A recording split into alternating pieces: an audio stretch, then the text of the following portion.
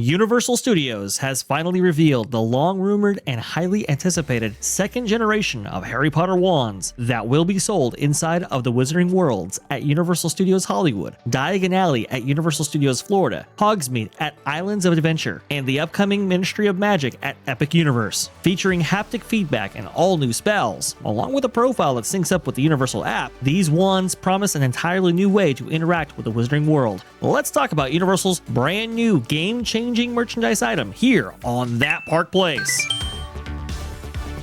Culture, you're going to like this story. You're going to like this a lot because we have been waiting for any word on this for so long, and finally we got our answer.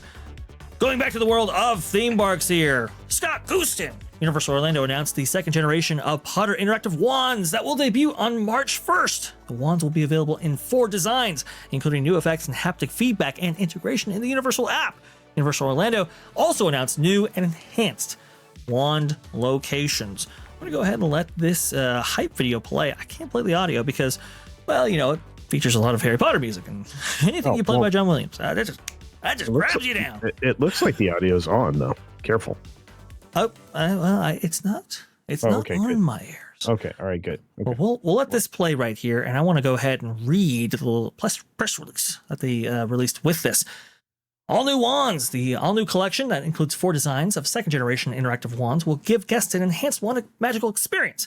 There will be several new features like illumination effects and haptic vibrations custom to each spell, so you can see and feel the results of your spellcasting in an entirely new way.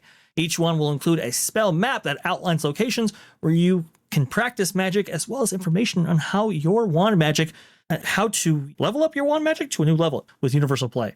There will also be 5 new interactive wand locations throughout Hogsmeade and Diagon Alley, bringing the total number of wand locations to 30. You can also expect to see several enhancements to all these existing wand magic locations in both lands and Universal casting special effects, magical spellbooks that provide guidance at select locations, and more.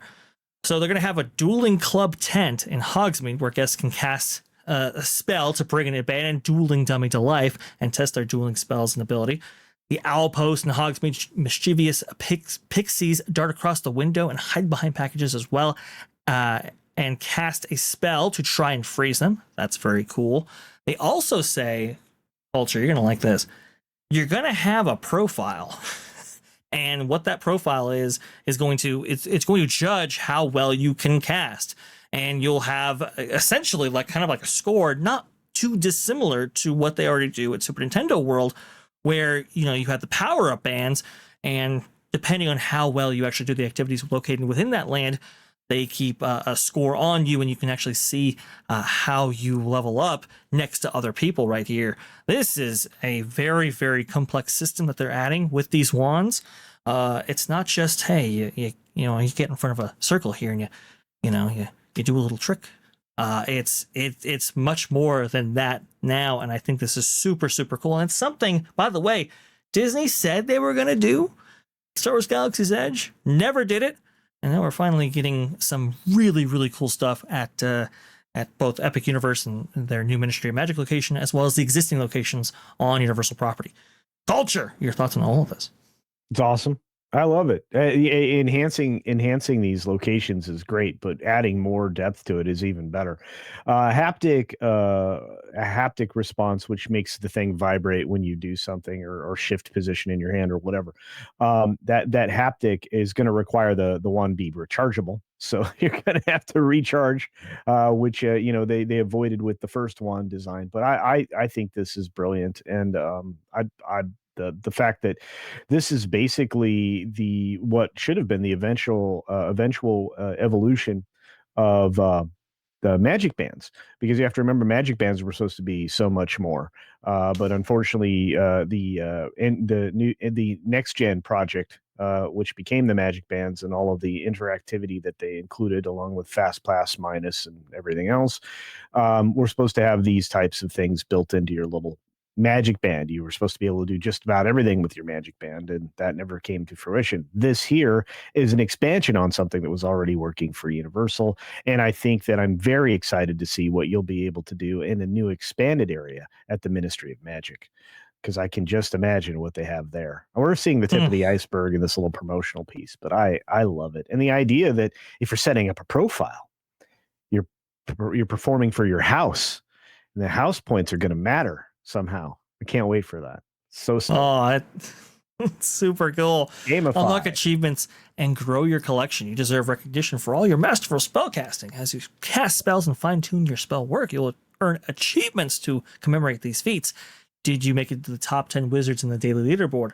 Achievement. Did you successfully freeze the pixies at the outpost? Another achievement. Did you fail to defeat the Dementor on the Nocturne Alley staircase? Guess what? There's an achievement for that too. And you'll find achievements in your collections along with all of the spells that you've mastered. And there may even be secret spells. Just saying. Whoa, this is wild.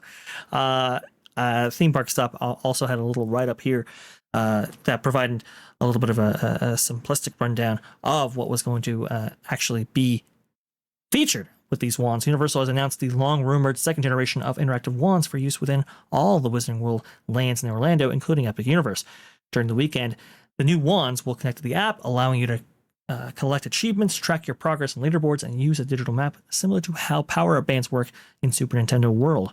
Equipped with new lighting effects and haptic vibrations, these new wands also unlock several new spellcasting experiences within the current lands, plus they add enhancements to existing ones. Additional features include customizing your wand using the app, earning points for your Hogwarts house, and casting your own Patronus at one of the new experiences at Nocturne Alley.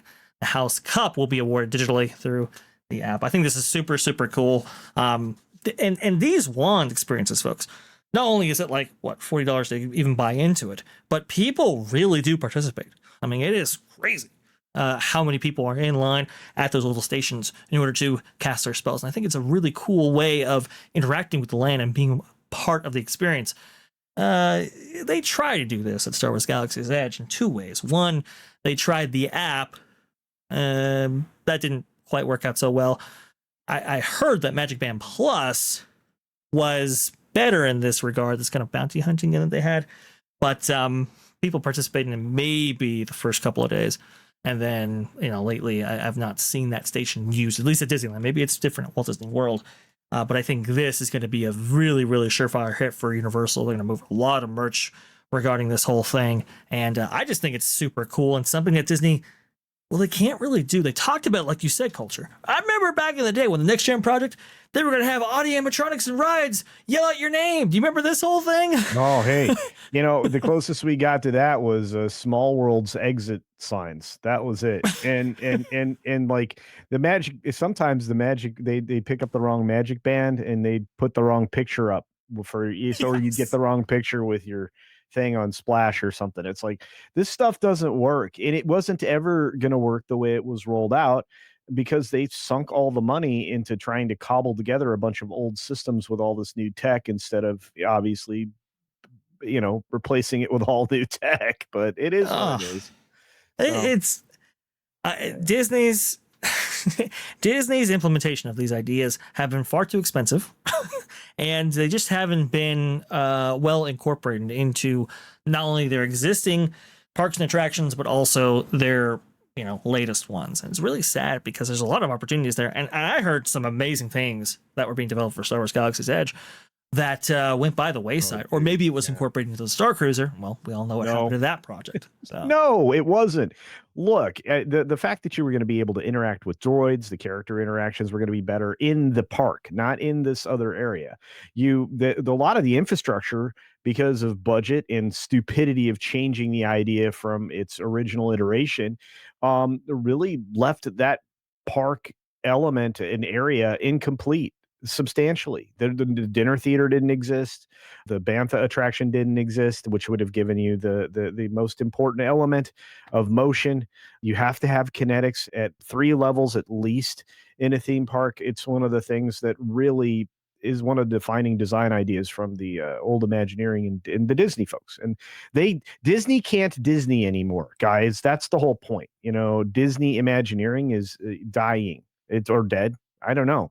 Most of them are now working for Universal Creative, or at least the good ones, or they kicked them out the door, made them sign NDA so they can't complain, and watch them tear apart the history of Disney right in front of your eyes, including Walt's personally designed areas of the parks. It's terrible. It's It's absolutely awful, and I think this member chat right here, remember for 7 months, Dan's life at the kingdom, I think sums it up nicely. Magic wands make magic bands plus look amateur. I think that's correct. When culture says Disney can't Disney anymore, it's literally because the people who made Disney are no longer there. Yeah. Like they are literally incapable because everybody has left Disney, and that is sad. Thanks for watching That Park Plays News. For more information, consider checking out www.thatparkplace.com. And don't forget to subscribe, share, like, and send this out on your favorite social media accounts.